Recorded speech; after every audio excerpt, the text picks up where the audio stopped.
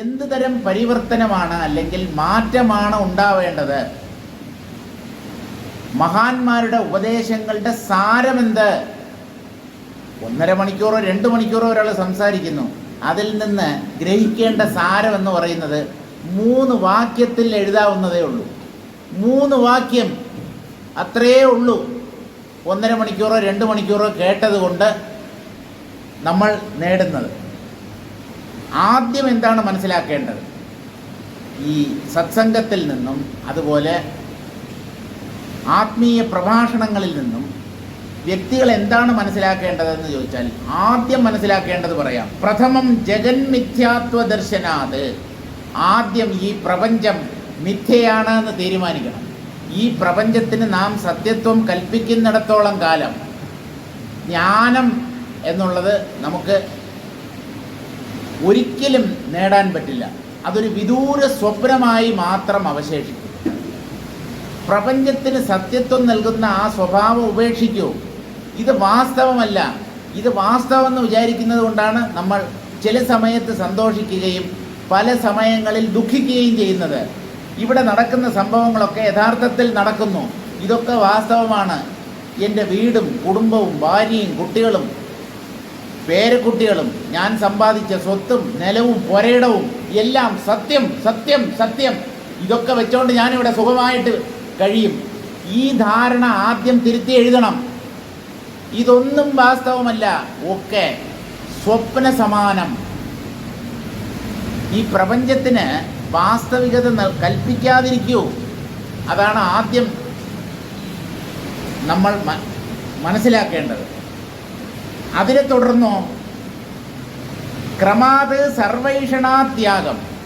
പ്രപഞ്ചം മിഥ്യയാണെങ്കിൽ ഞാൻ എന്തിന് ഈ പ്രാപഞ്ചിക ദൃശ്യങ്ങളിൽ ആർത്തിയുള്ളവനായി അവയെ അനുഭവിക്കണം എന്നുള്ള കൊതിയോടുകൂടി കഴിയണം?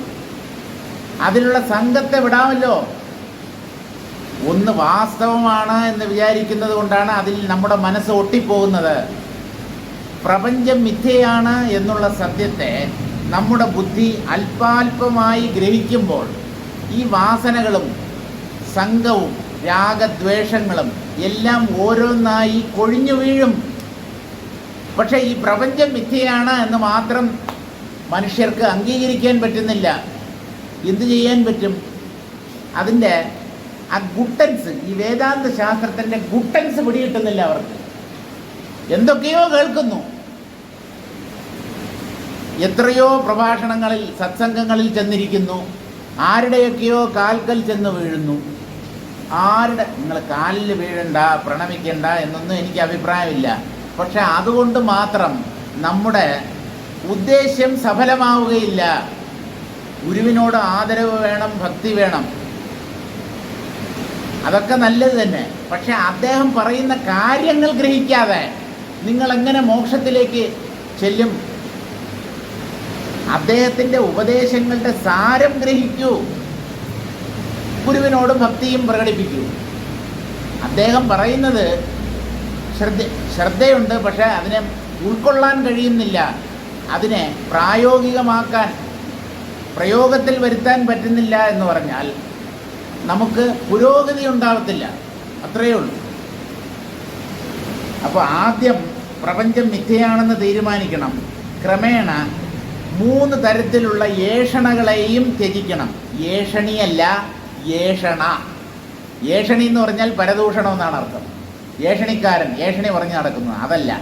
3 തരത്തിലുള്ള ഏഷണകൾ: പുത്രേഷണ, വിത്തേഷണ, ധാരേഷണ. മനുഷ്യർക്ക് ഏറ്റവും കൂടുതൽ സംഘം, ഒട്ടൽ ഉള്ള 3 അംശങ്ങളാണ് ഈ 3 ഏഷണകൾക്കും അടിസ്ഥാനമായിട്ടുള്ളത്. പുത്രൻ, ഭാര്യ, പണം. ഈ 3 ഗൃഹസ്ഥന്മാർക്ക് വല്ലാത്ത സംഘമുണ്ട്. ആദ്യം ഭാര്യയിൽ സംഘമുണ്ട്. ഇഷ്ടപ്പെട്ടാണല്ലോ കല്യാണം കഴിച്ചത്. എന്നിട്ട് അവർ രണ്ടുപേരും കൂടെ ദാമ്പത്യം നയിക്കുമ്പോൾ അവർക്ക് ജനിക്കുന്ന കുഞ്ഞുങ്ങൾ, ആ കുഞ്ഞുങ്ങളിലും അമിതമായ സംഘം, മനസ്സുകൊണ്ടുള്ള ഒട്ടലിനെയാണ് ഈ സംഘം എന്ന് പറയുന്നത്. ദാമ്പത്യ ജീവിതത്തെ കുറച്ച് കാണുകയുമല്ല. ഈ സംഘം എന്തിന്? നിങ്ങൾ കല്യാണം കഴിക്കൂ, കുട്ടികളുമായിട്ട് ജീവിച്ചോളൂ, അതൊന്നും വേണ്ടെന്ന് പറയുന്നില്ല. പക്ഷെ ഈ മാനസികമായ ഒട്ടൽ എന്തിന്? മനസ്സിൽ നിന്ന് എല്ലാറ്റിനെയും പുറന്തള്ളൂ. മനസ്സിൽ, ബുദ്ധിയിൽ ഈശ്വരൻ, ബ്രഹ്മം മാത്രമേ ഉണ്ടാവാൻ പാടുള്ളൂ. ഇതൊക്കെ നമ്മൾ ഇവിടെ ജനിച്ചു പോയത് കൊണ്ടാണ് ആഹാരവും കല്യാണവും കഴിക്കുന്നത്. രണ്ടും കഴിക്കുന്നതാണ് അല്ലേ? ആഹാരം കഴിക്കുന്നു, കല്യാണവും കഴിക്കുന്നു. ഇത് രണ്ടും ജനിച്ചു പോയത് കൊണ്ട് ഒരു ശരീരത്തോടു കൂടി ഈ ഭൂമിയിൽ പിറന്നു വീണത് കൊണ്ട് മാത്രമാണ് നമ്മൾ ഇതൊക്കെ ചെയ്യുന്നത്. അതൊക്കെ നടക്കട്ടെ, അത് നമ്മുടെ പ്രാരബ്ധം. കല്യാണം കഴിയുന്നതും പ്രാരബ്ധം, കഴിയാത്തതും പ്രാരബ്ധം. പക്ഷെ ഈ ഒട്ടലെന്തിന്? മനസ്സ് വിഷയങ്ങളിൽ ഒട്ടിപ്പോയാൽ അവസാനം അവൻ ദുഃഖം അനുഭവിക്കേണ്ടതായി വരും. ഈ ദുഃഖത്തെ എന്ത് വില കൊടുത്തും ഒഴിവാക്കണം. അതാണ് ഒരു ബുദ്ധിമാൻ ചെയ്യേണ്ടത് ജീവിതത്തിൽ. ദുഃഖം മാറണം, ദുഃഖം ഒഴിഞ്ഞു പോകണമെന്ന് എല്ലാവർക്കും ആഗ്രഹമുണ്ട്. പക്ഷേ എന്താണ് ഈ ദുഃഖത്തിൻ്റെ മൂലകാരണം? സംഘമാണ് ദുഃഖത്തിൻ്റെ മൂലകാരണം. മനസ്സുകൊണ്ടുള്ള ഒട്ടൽ, കുട്ടികളോടും പേരക്കുട്ടികളോടും ഒക്കെയുള്ള മാനസികമായ ബന്ധം. അല്ല, ആ ബന്ധം വേണ്ടേ? ബന്ധം വേണം, പക്ഷേ ഒരളവോടുകൂടി, ഒരു പരിധി വരെ മാത്രമേ അത് പാടുള്ളൂ.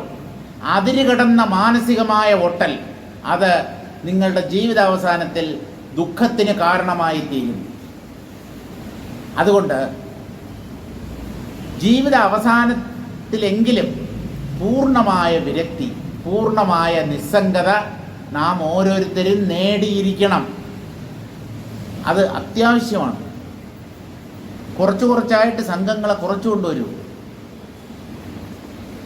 വിഷയങ്ങളിലുള്ള ആ പിടിവലി, ആകർഷണം, അതിനെ കുറച്ചായിട്ട് തത്വബോധത്തിൻ്റെ പശ്ചാത്തലത്തിൽ വിചാരം ചെയ്ത് ഇങ്ങനെ അനഭികാമ്യങ്ങളായ അംശങ്ങളെ നമ്മുടെ മനസ്സിൽ നിന്നും ബുദ്ധിയിൽ നിന്നും പുറന്തള്ളണം.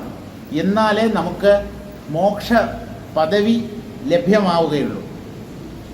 ഭ്രാന്തിമാത്രം ഇതം വിശ്വം ഇന്ദ്രജാലമസന്മയം ത്യജതീതി വിനിശ്ചിത്യ ദിനാനുദിനമേഷണാഹ പുത്രേഷണ ദാരേഷണ വിത്തേഷണ. ഇതാണ് 3 തരത്തിലുള്ള അതിശക്തമായ മാനസിക ബന്ധങ്ങൾ. ആ 3നെയും കുറച്ചായി പരിത്യജിക്കണം.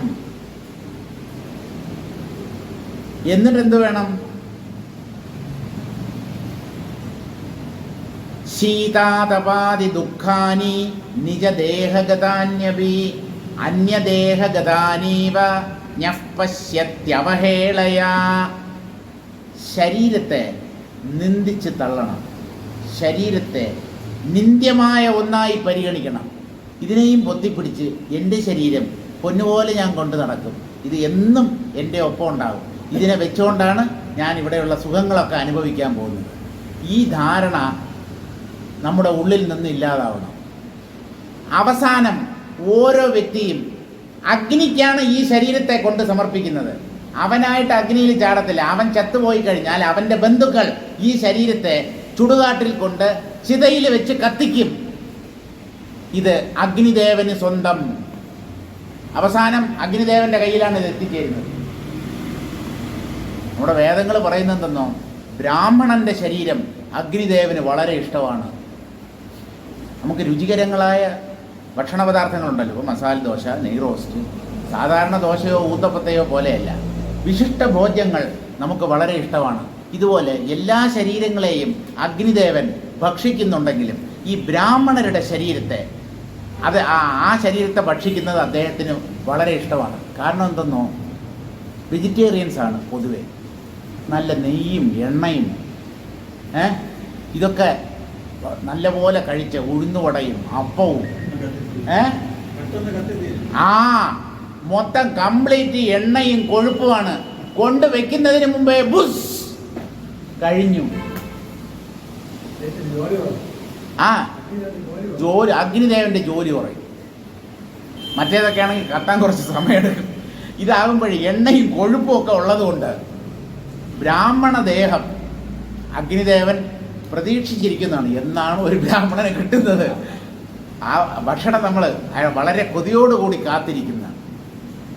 എല്ലാവരുടെ ശരീരവും കത്തിച്ചാമ്പലാകേണ്ടതാണ്. ഈ ശരീരത്തിൻ്റെ നശ്വരത വീണ്ടും വീണ്ടും ചിന്തിക്കപ്പെടണം, ആവർത്തിച്ച് ചിന്തിക്കണം. എന്തിനാണ്? നമ്മളൊക്കെ ചത്തുപോകുന്നുള്ള കാര്യം അറിയാമല്ലോ, ചത്തുപോകുന്നുള്ള കാര്യം അറിയാം. പക്ഷെ നിങ്ങളുടെ പ്രവൃത്തി, നിങ്ങൾ ശാശ്വതമായി ഈ ഭൂമുഖത്ത് കഴിയും എന്നുള്ള രീതിയിലാണ്.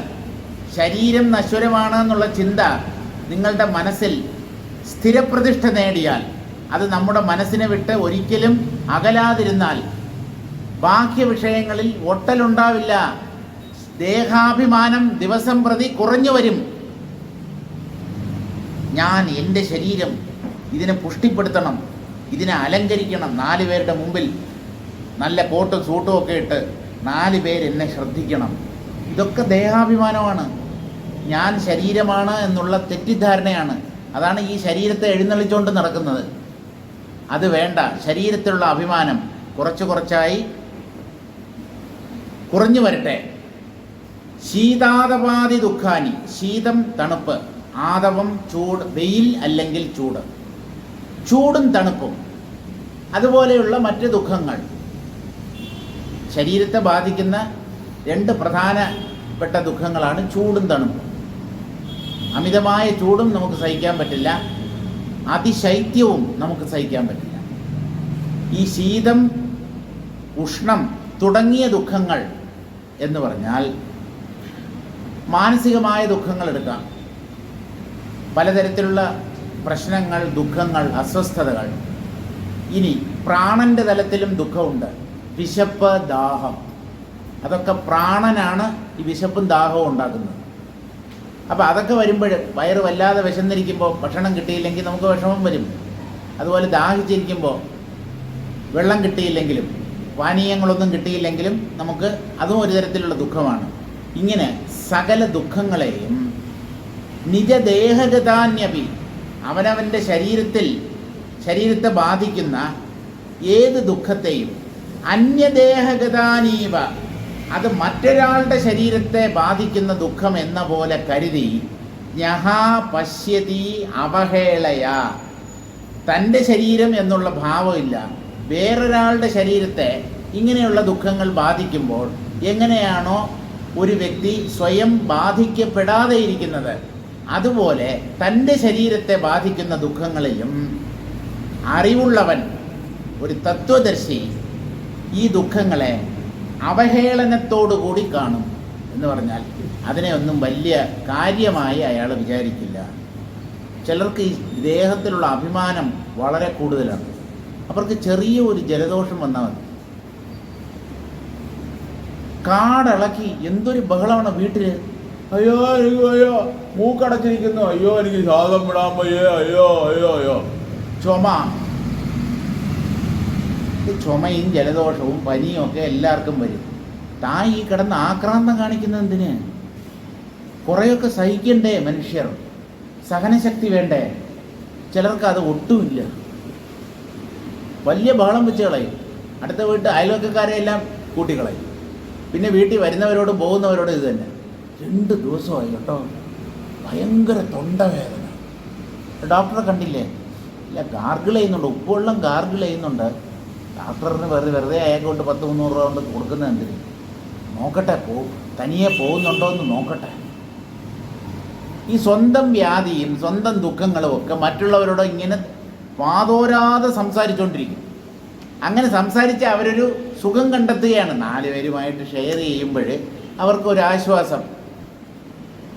ഈ ദുഃഖവും രോഗവും ഒക്കെ മറ്റുള്ളവരുടെ മുമ്പിൽ അവതരിപ്പിക്കുന്നതിൻ്റെ പുറകിലുള്ള മനഃശാസ്ത്രം ഇതാണ്. അപ്പോൾ അതിനെ നമ്മൾ കുറ്റം പറയുകയല്ല. പക്ഷേ തൻ്റെ ശരീരത്തെ ബാധിക്കുന്ന അങ്ങനെയുള്ള രോഗങ്ങളും ദുഃഖങ്ങളും മറ്റ് വിഷമങ്ങളും അതിനെയൊക്കെ മറ്റൊരു വ്യക്തിയെ ബാധിക്കുന്ന പ്രശ്നങ്ങൾ എന്ന പോലെ നിസ്സാരമായി കണക്കാക്കാൻ പറ്റണം.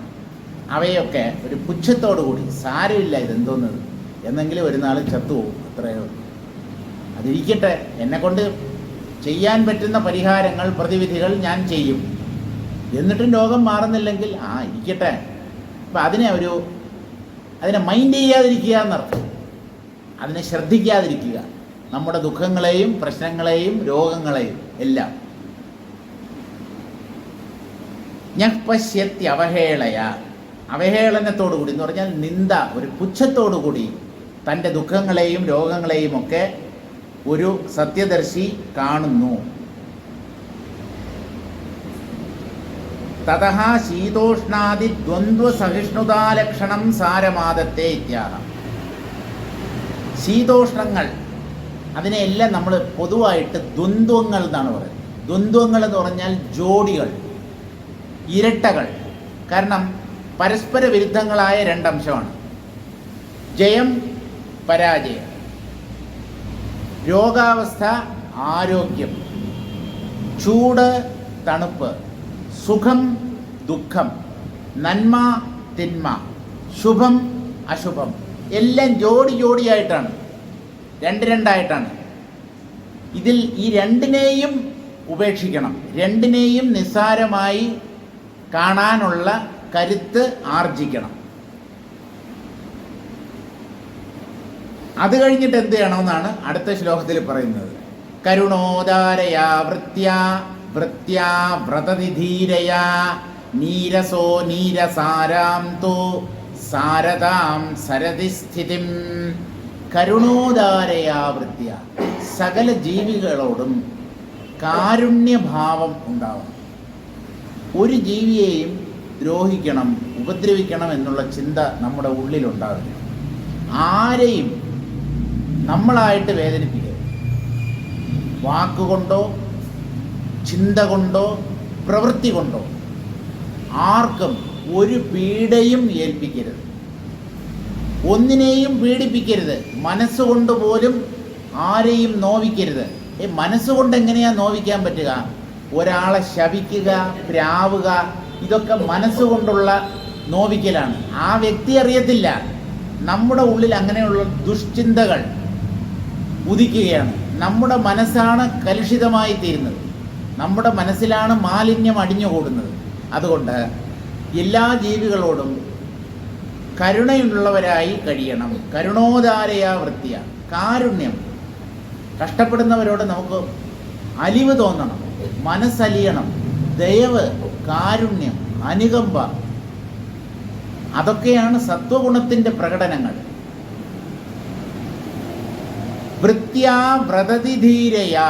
വ്രതതി എന്നുള്ള വാക്കിന് വള്ളി എന്നാണ് അർത്ഥം. ലത, വള്ളി. വള്ളി എന്ന് പറഞ്ഞാൽ ചെടികൾ, മരങ്ങൾ എന്ന് പൊതുവായിട്ട് നമുക്ക് അർത്ഥം സ്വീകരിക്കാം. ഈ മരങ്ങളും ചെടികളുമൊക്കെ അവയിൽ കായ്ക്കുന്ന പഴങ്ങളെയോ കായ്കളെയോ അവ തന്നെ ഭക്ഷിക്കാറില്ല. ഏതെങ്കിലും മാവ് സ്വന്തം മാങ്ങയോ മാമ്പഴമോ തിന്ന ചരിത്രമുണ്ടോ? അതൊക്കെ മറ്റുള്ളവരാണ് ഭക്ഷിക്കുന്നത്. ഇതൊക്കെ ഉണ്ടാവുന്നത് ചെടികളിലും മരങ്ങളിലും ഒക്കെയാണ്. പക്ഷേ ആ ചെടികളോ മരങ്ങളോ അവയുടെ കായ്കളെയോ കിഴങ്ങുകളെയോ കനികളെയോ ഇലകളെയോ അവ ഉപയോഗിക്കാറില്ല ഭക്ഷണത്തിനായിട്ട്. അതായത് പരോപകാരാർത്ഥമിതം ശരീരം, മറ്റുള്ളവർക്ക് വേണ്ടിയാണ് ഈ ശരീരം. ഈ ശരീരം കൊണ്ട് മറ്റുള്ളവർക്ക് എന്തൊക്കെ ഉപകാരം ചെയ്യാൻ പറ്റുമോ അതൊക്കെ ചെയ്യുക. അതിൽ മറ്റുള്ളവരുടെ ദുഃഖം കണ്ട് നമ്മുടെ മനസ്സലിയണം. എന്നാലേ ഈ സഹായിക്കാൻ, ഉപകാരം ചെയ്യാനുള്ള ഒരു പ്രവണതയുണ്ടാവത്തുള്ളൂ. അപ്പോൾ ഈ ലതകളും മരങ്ങളുമൊക്കെ എങ്ങനെയാണോ മറ്റുള്ളവർക്ക് വേണ്ടി മാത്രം ജീവിക്കുന്നത്, അതുപോലെ ആവണം ഒരു വ്യക്തിയുടെ ജീവിതം. നീരസഹ, ഒന്നിനോടും രസമില്ല എന്ന് പറഞ്ഞാൽ സംഘമില്ല. നീരസം എന്ന് പറഞ്ഞാൽ സാധാരണ നമ്മൾ വെറുപ്പ് എന്നുള്ള അർത്ഥത്തിലാണ്. അയാൾക്ക് എന്നോട് നീരസം തോന്നി, എന്നോട് നീരസം തോന്നരുതേ എന്നൊക്കെ നമ്മൾ പറയും. ഇതല്ല, സംഘമില്ലായ്മ, ഒട്ടലില്ലായ്മ, അതാണ് നീരസം. മനസ്സ് ഒന്നിനും വേണ്ടി കേഴരുത്, മനസ്സ് ഒന്നിനും വേണ്ടി ദാഹിക്കരുത്, ഒന്നിനും വേണ്ടി ആഗ്രഹിക്കരുത് നമ്മുടെ മനസ്സ്. നീരസഭാവം മനസ്സിലുണ്ടാവണം. നീരസാരാം തു സാരതാം സരതി സ്ഥിതിം. ഈ ചെടികളും മരങ്ങളും ലതകളുമൊക്കെ എന്താ ചെയ്യുന്നത്? ഭൂമിയിൽ നിന്ന് പ്രധാനമായിട്ട് അവ വലിച്ചെടുക്കുന്നത് വെള്ളമാണ്. അതോടൊപ്പം കുറേ ലവണങ്ങളും ധാതുക്കളും ഒക്കെ വലിച്ചെടുക്കും. എന്നിട്ട് അതുപയോഗിച്ച് സൂര്യപ്രകാശത്തിൻ്റെ സാന്നിധ്യത്തിൽ അവർ പാചകം ചെയ്യുന്നു, ഭക്ഷണം പാചകം ചെയ്യുന്നു. ഈ ഭക്ഷണമാണ് ഇലയും പൂവും കായും കിഴങ്ങും ഒക്കെയായി മാറുന്നത്. ചെടികളാണ് ലോകത്തിലെ ആദ്യത്തെ പാചകക്കാർ. അവരുണ്ടാക്കുന്ന ആഹാരമാണ് നമ്മൾ കഴിക്കുന്നത്. അരിയും ഗോതമ്പും പയറും പച്ചക്കറിയും ഒക്കെ ചെടികൾ പാചകം ചെയ്യുന്നതാണ്. നമ്മളെപ്പോലെ അടുപ്പ് കൂട്ടി അങ്ങനെയല്ല അവർ പാചകം ചെയ്യുന്നത്. സൂര്യപ്രകാശത്തിൻ്റെ സാന്നിധ്യത്തിൽ ഹരിതകം, പച്ച നിറമുള്ള സസ്യങ്ങളാണ് ഈ ആഹാരം പാകം ചെയ്യുന്നത്. ആ ആഹാരമാണ് മനുഷ്യർ ഭക്ഷിക്കുന്നത്. അതുപോലെയായിരിക്കണം പ്രപഞ്ചത്തിൽ വിരക്തി ഉണ്ടാവണം. വിരക്തി ഉണ്ടാവണം എന്ന് പറഞ്ഞാൽ എല്ലാവരെയും ആട്ടി അകറ്റണം, അടിച്ചോടിക്കണം, ആരെയും തൻ്റെ അടുക്കൽ സമീപിക്കാൻ അനുവദിക്കരുത് എന്നല്ല അർത്ഥം. എല്ലാ ജീവികളോടും കാരുണ്യമുള്ളവരായിരിക്കും. പക്ഷേ സ്വന്തം ശരീരത്തോട് പോലും ഒരു വിരക്തി ഭാവമാണ് ഒരാൾക്ക് ഉണ്ടാവേണ്ടത്. നീരസാരാം തു സാരതാം സരതിസ്ഥിതി.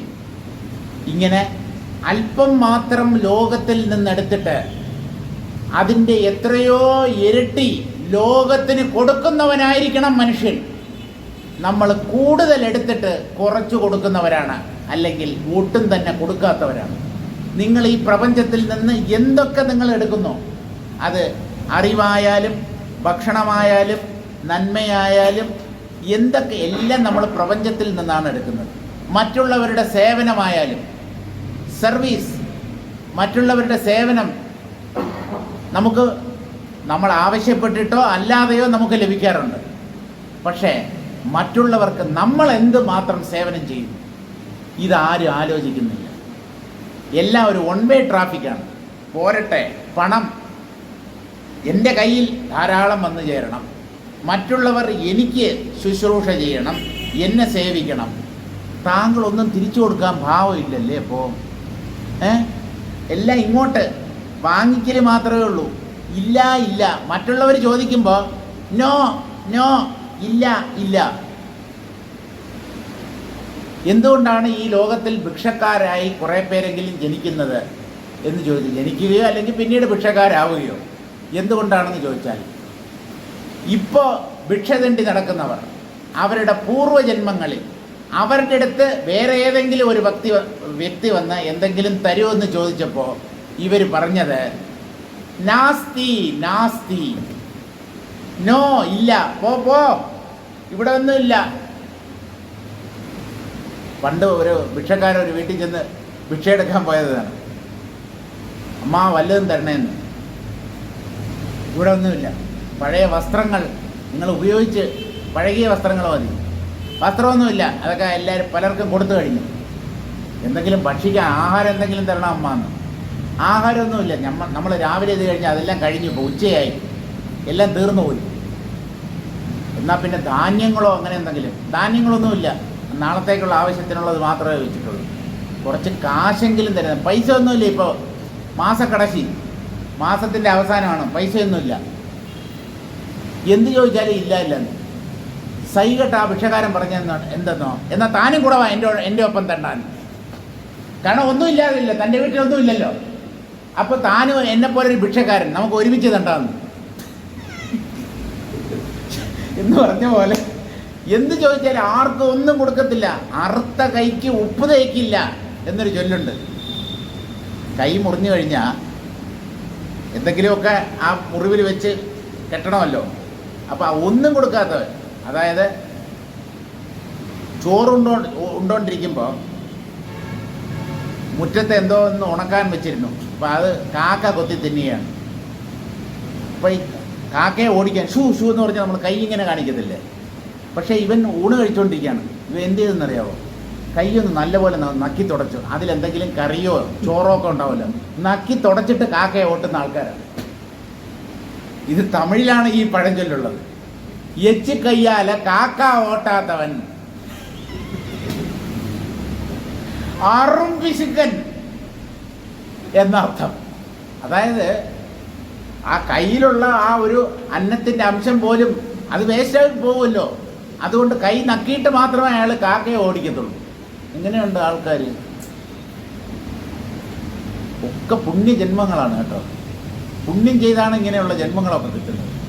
അങ്ങനെ ആവരുത് എന്നാണ്.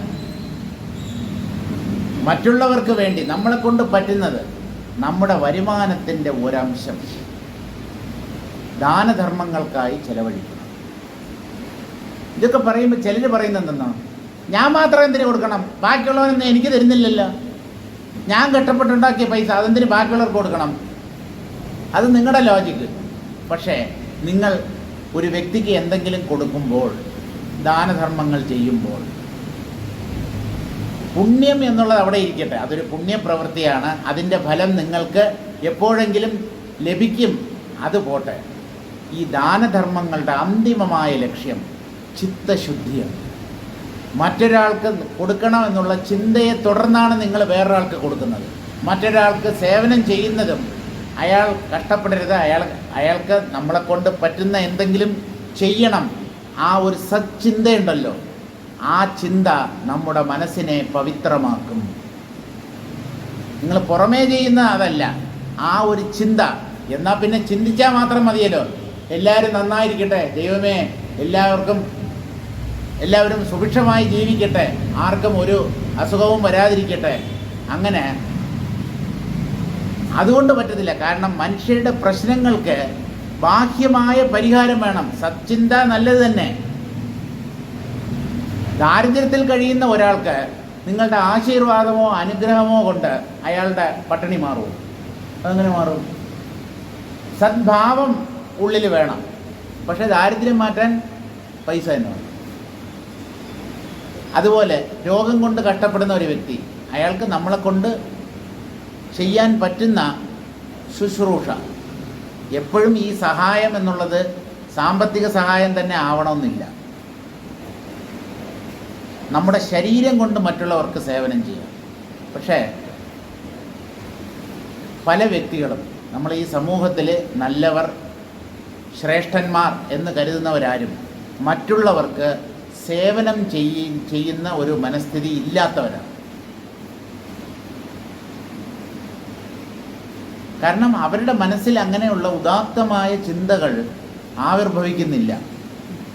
അപ്പോൾ മറ്റുള്ളവർക്ക് ഉപകാരം ചെയ്തുകൊണ്ട് അതൊക്കെ മനസ്സിനെ കുറച്ചായിട്ട് പവിത്രമാക്കി തീർക്കും. മനസ്സ് ശുദ്ധീകരിക്കപ്പെടും. സത്കർമ്മങ്ങൾ സത്ചിന്തകളെ തുടർന്നാണ്. ആ സത്ചിന്തയാണ് യഥാർത്ഥത്തിൽ മനസ്സിനെ പവിത്രീകരിക്കുന്നത്.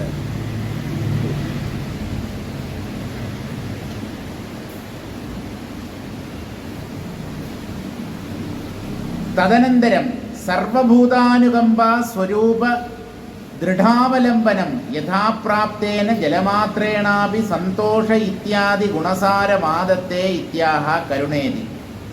ഇങ്ങനെ ഓരോ ഗുണമൂല്യങ്ങളായി നാം ആർജിച്ച് അവസാനം സർവഭൂത അനുകമ്പ, സകല ജീവികളോടും കാരുണ്യം കാണിക്കാനുള്ള ഒരു മനോഭാവം ഉണ്ടാകണം.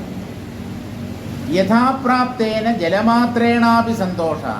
വിശക്കുമ്പോൾ ഒരല്പം ജലം കിട്ടിയാലും അതുകൊണ്ട് തൽക്കാലം സന്തോഷിക്കുക. ചോറ് ഊണ് കിട്ടിയില്ലെങ്കിലും ജലം കൊണ്ട് സന്തോഷിക്കണം. ചെടികളും മരങ്ങളും ഒക്കെ അങ്ങനെയാണ്.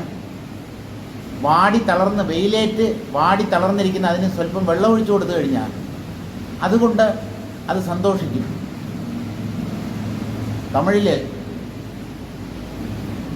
അരുട്പെരും ജ്യോതി എന്ന് പറഞ്ഞാൽ അദ്ദേഹത്തിൻ്റെ പേര് വള്ളലാർ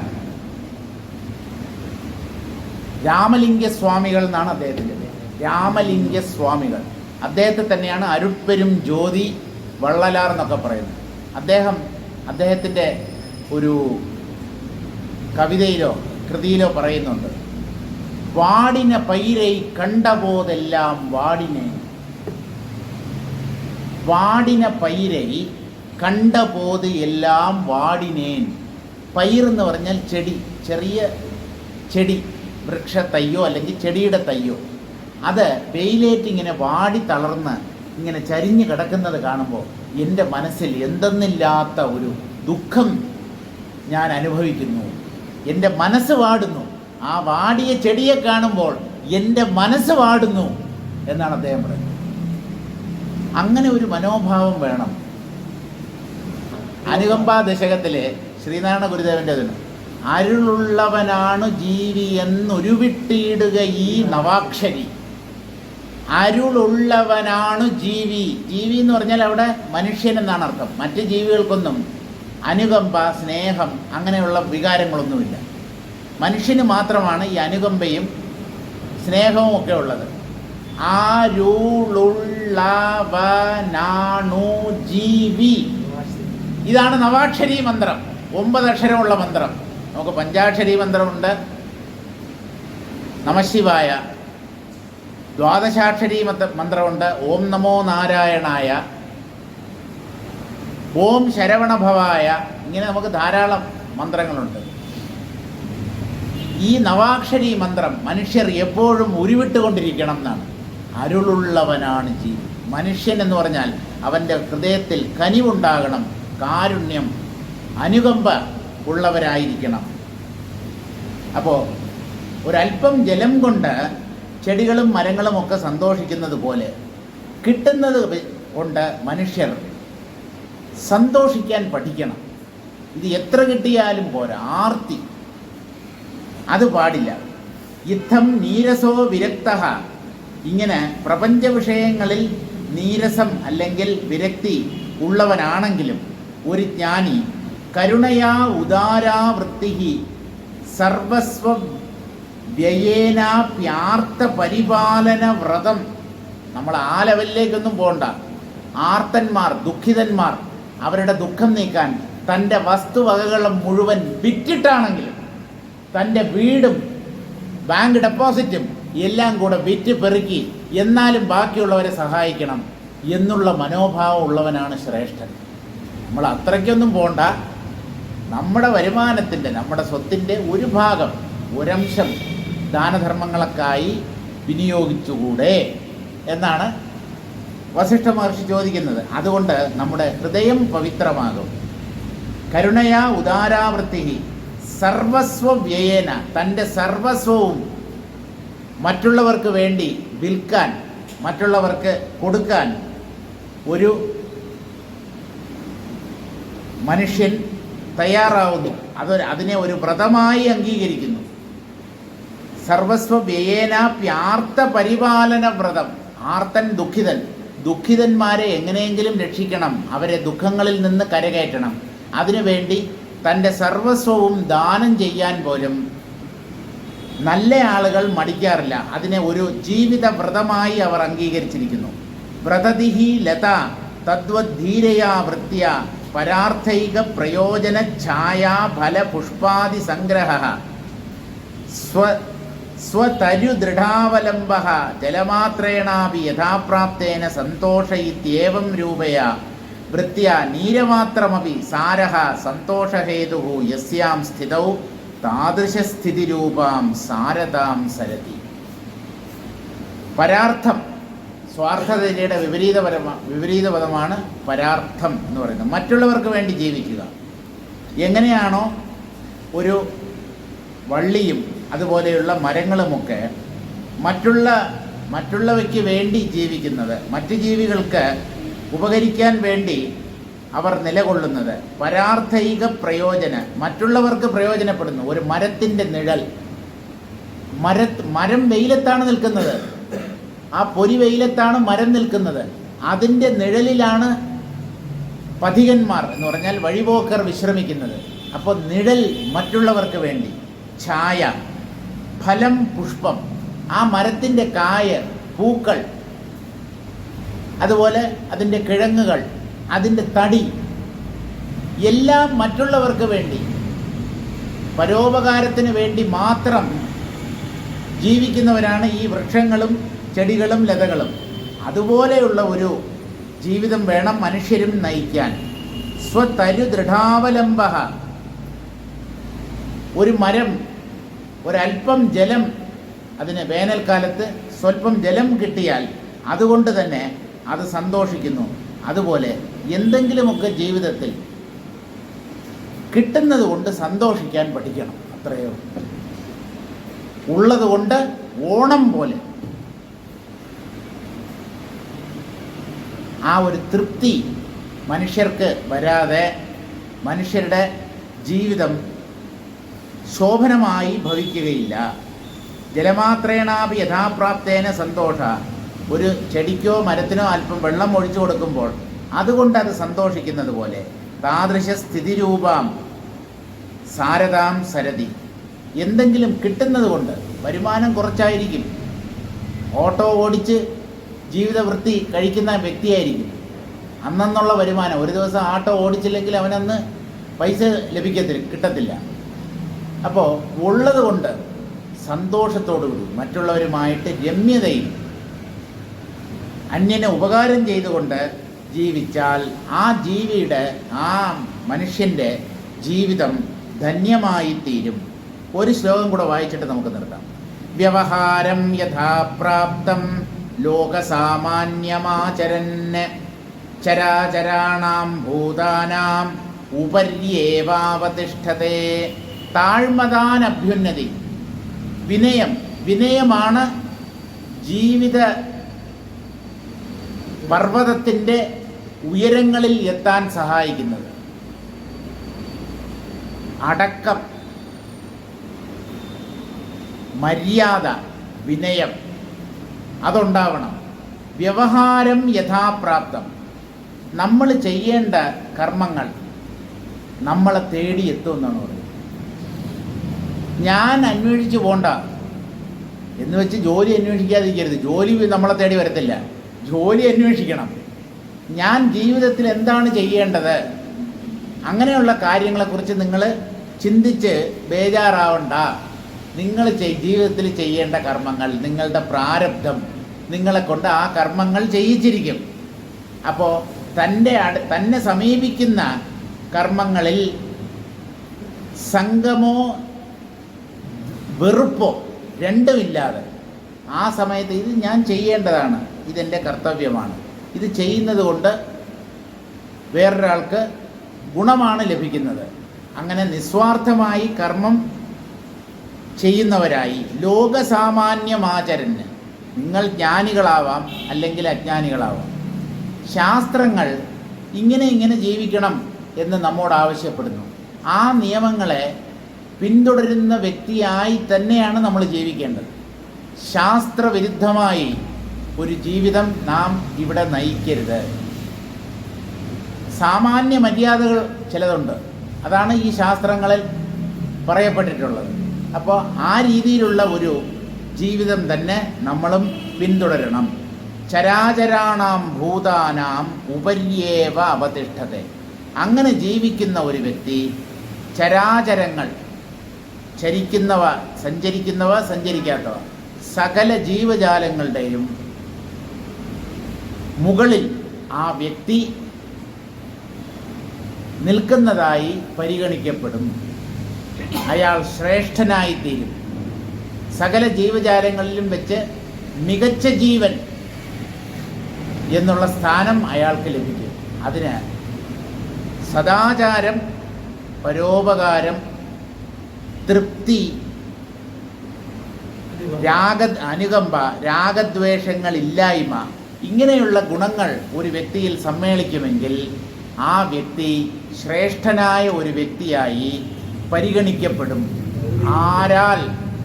ആരാൽ എന്ന് പറഞ്ഞാൽ ഈശ്വരനാൽ, അല്ലെങ്കിൽ മറ്റ് വ്യക്തികളാൽ, മറ്റ് ജനങ്ങളാൽ. അവർ നമ്മെ ശ്രേഷ്ഠനായ ഒരാളായി അംഗീകരിക്കും. നമ്മോട് അവർക്ക് സ്നേഹവും ബഹുമാനവും എല്ലാം ഉണ്ടായിരിക്കും. നമുക്ക് ഇന്നിവിടെ നിർത്താം.